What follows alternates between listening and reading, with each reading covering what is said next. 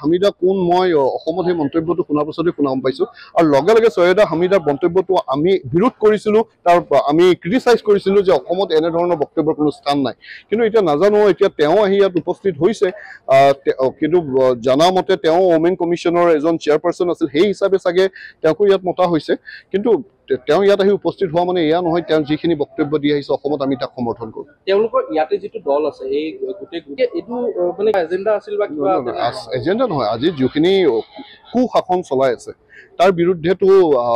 আমি অসমত মাত মাতি আহিছো আন্দোলন কৰি আছে অসমৰ বাহিৰতো এই মাতখিনি গৈছে তেওঁলোকে গৈ কাৰণে এখন নিজৰ দেশৰ এখন ৰাজ্য অংগৰাজ্যত গৈ কাৰণে কোনোবাই সাৰ্ভে কৰিব বিচাৰিছে আমি তাততো বাধা দিব নোৱাৰো কি হৈছে জানিব বুজিব বিচাৰিছে আমি তাত বাধা দিব নোৱাৰো কিন্তু তাত গৈ কোনোবাই যদি অসম বিৰোধী বা অসমৰ ৰাইজক আঘাত কৰা মন্তব্য যি দিছে তাক আমি বিৰোধিতা কৰিছো আজিৰ তাৰিখতো আমি বিৰোধিতা কৰো আৰু মই ব্যক্তিগত হিচাপে তেওঁৰ লগত এতিয়া কথা পাতি আৰু কম আপুনি এইখিনি কথা যি কৈ আহিছে আপুনি কি ভাবি কৈছে মই নাজানো মই প্ৰগ্ৰাম শেষ হোৱাৰ লগতে তেওঁ কৈ আহিম আপুনি সেইখিনি কথা উঠাই লওক এইখিনি কথা মই